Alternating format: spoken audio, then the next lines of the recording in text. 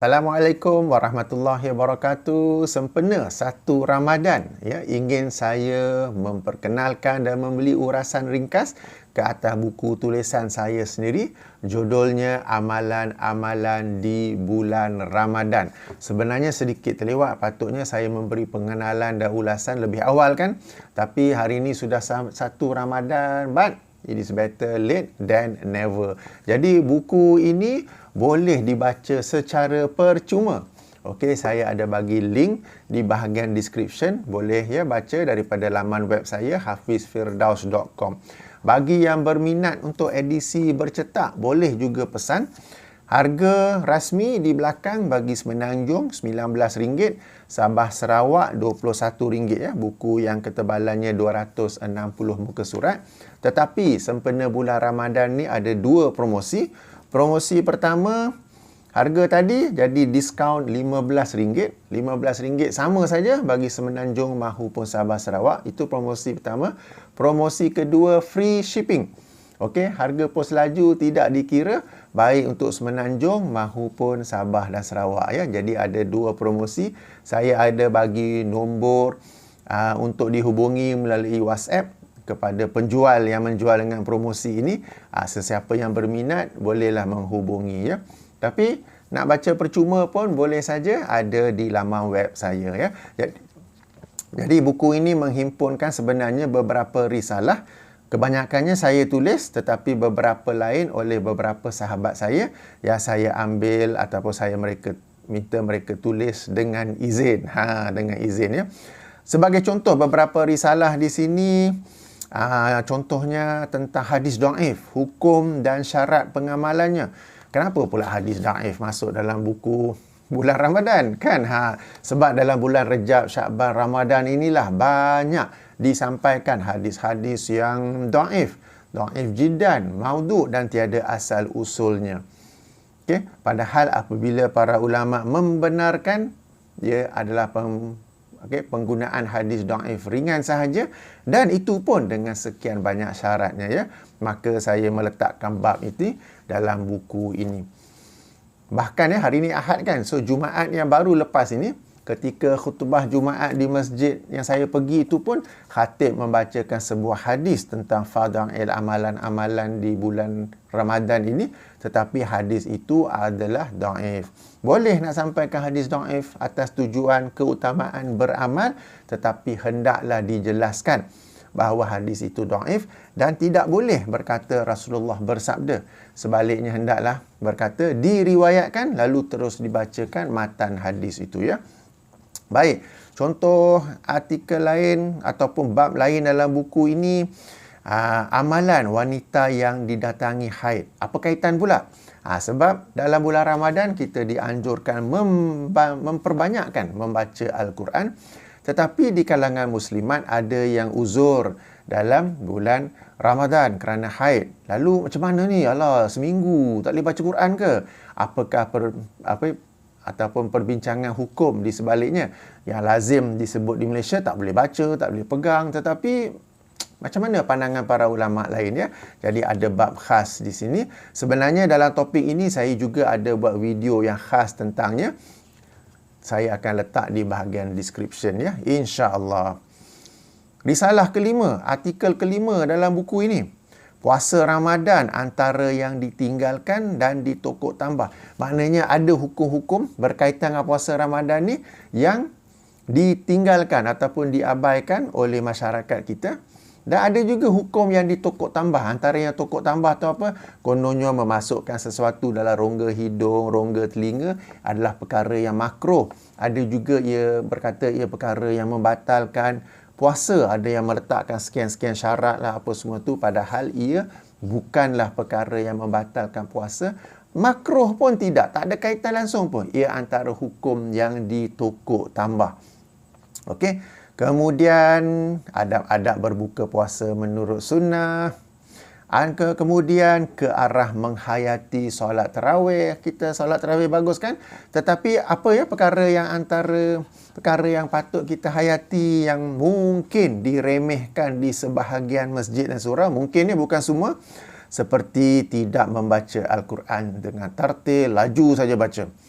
Kan surah Al-Fatihah tu pun satu nafas. Padahal dalam hadis qudsi ya, selepas satu lafaz tu ada jawapan Allah. Selepas satu lafaz ada jawapan Allah. Orang yang faham sunnah dia tak baca laju macam tu.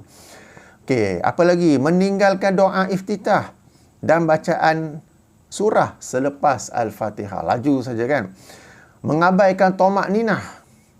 Bersolat dengan terburu-buru, meringkaskan bacaan selawat di dalam solat, maknanya tasyahud kan 2 rakaat. Bila duduk tasyahud akhir tu, imam hanya baca sampai lafaz pertama tasyahud, terus bagi salam.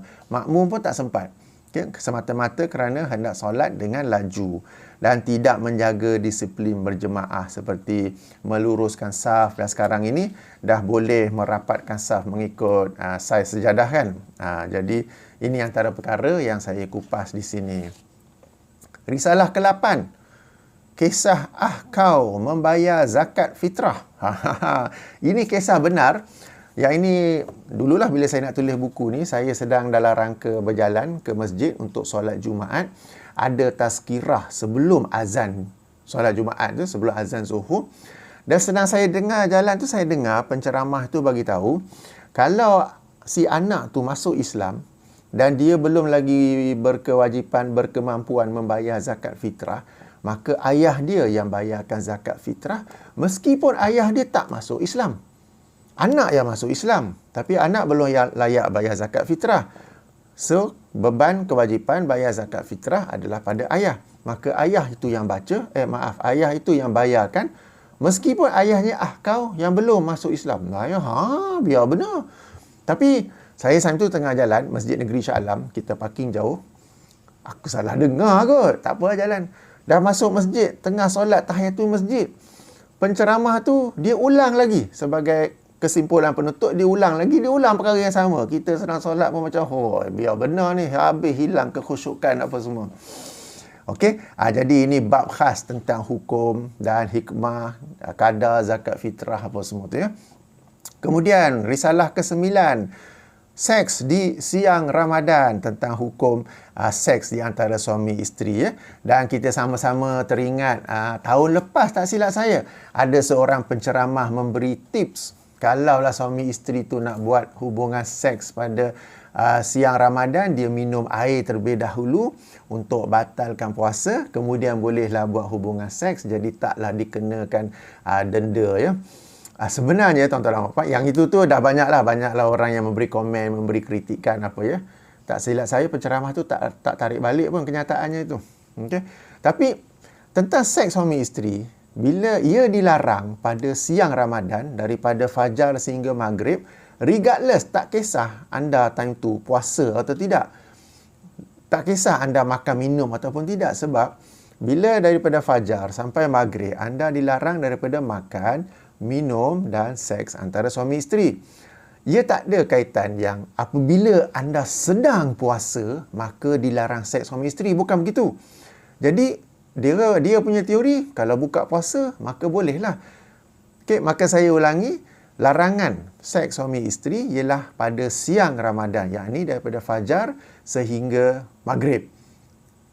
Ia tak ada kaitan, ia bukan anda dilarang melakukan seks kerana sedang berpuasa, sedang menahan diri daripada makan dan minum. Bukan begitu tau. Okey? Jadi semualah yang berkaitan dengan ni ya. Siapa yang kena bayar denda, seks yang tak sengaja, boleh tak sengaja okey? Dan sebagainya. Kemudian tentang malam 27 likur, yang ni keistimewaan malam Lailatul Qadar. Kemudian iktikaf, apakah hanya bolehkan di semua masjid atau 3 masjid saja? Yang kita faham semua masjid kan? Sebenarnya ada satu hadis yang menyebut 3 masjid sahaja. Jadi apakah penjelasan para ulama tentang hadis tersebut? Kemudian sebuah artikel iktikaf dan adab-adabnya oleh seorang ustaz yang saya kasihi kerana Allah, Ustaz Badrul Hisham. Okey, beliau di Kota Baru. Okey, aktif juga mengajar di sana, kuliah-kuliah di masjid-masjid di sana, menegakkan sunnah, membasmikan bid'ah. Beliau juga guru Ma'had Muhammadi, tak silap saya. Okey. Dan banyak anak-anak muridnya juga. Okey, alhamdulillah ya, moga Allah memeliharanya dan memudahkannya untuk terus menyebarkan sunnah di sana ya. Okay, risalah yang lain, kemudahan puasa Ramadan ketika balik kampung. Yang ini tentang kemudahan untuk tidak berpuasa ketika musafir. Ada beza ya, orang musafir sebagai penumpang dan orang yang musafir, dia bertanggungjawab dalam musafir tersebut. Siapakah yang bertanggungjawab? Yang ini driver bas, driver kereta api, pemandu kapal terbang, dan kalau suami yang sedang drive untuk ahli keluarga dia semua balik kampung, jadi bagi dia meskipun musafir ada hukum yang berbeza berbanding penumpang. Penumpang nak teruskan puasa tak mengapa, tapi dia sebagai orang yang bertanggungjawab ketika musafir bagi memastikan keselamatan dalam musafir tersebut berbeza. Apa berbeza dia? Jemputlah baca. Sebenarnya ada juga video saya tentang hal ini. Nanti saya cari dan letak di bahagian description ya. Okey, tentang hari raya. Okey, sunnah-sunnah berkaitan dengan hari raya. Yang ini artikel daripada sahabat saya Muhammad Yaakob, Muhammad Yunus. Okey. Bukan ustaz juga. Seorang ahli perbankan dan beliau juga ada menulis dalam hal agama. Risalah lain, ayah jom pergi rumah Tok Cik. Yang ni sebenarnya berkaitan dengan duit raya. Tok Cik ni suka bagi duit raya. Maka dia orang pun pergi rumah Tok Cik lah. Rumah yang tak bagi duit raya tak nak pergi. So macam mana tu? Sambutan hari raya ni sambutan duit raya ke sambutan hari raya? Itulah perbincangannya. Dan kemudian yang terakhir tentang puasa sunat 6 hari pada bulan Syawal, hukum-hukum yang berkaitan dengannya. Khasnya shampoo 2 dalam 1. Shampoo pula. Puasa 2 dalam 1 yang diajar oleh sebahagian ustaz-ustaz kita ya. Shampoo pula. Kata puasa kan. Shampoo 2 dalam 1 boleh. Puasa 2 dalam 1 boleh tak tuan-tuan? Okay, itulah masyarakat kita kan. Nak shortcut saja. Okay. Baik, jadi itu beberapa bab ataupun kandungan daripada buku ini. Okay. Dijemput, mengkaji, menyemaknya. Di bahagian description ada pautan percuma. Kalau nak beli pun boleh juga. Ada 2 promosi sempena bulan Ramadan yang mulia ini ya. Jadi tuan-tuan dan puan, moga-moga menjadi sumber bacaan, sumber ilmu yang bermanfaat kepada kita semua. Nak saya buat ulasan buku ni tak? Sebab saya tengok bulan Ramadan ni dah banyak dah ustaz-ustaz yang menceritakan tentang Ramadan dan semua yang berkaitan dengannya. Macam banyak sangat pula orang cerita tentang puasa dan Ramadan. Okey, tak apa, nanti saya pertimbangkan. Buat masa ini saya memperkenalkan saja dahulu buku ini. Moga-moga bermanfaat. Subhanakallahumma wa bihamdika asyhadu an la ilaha illa anta astaghfiruka wa atubu ilaika. Assalamualaikum warahmatullahi wabarakatuh.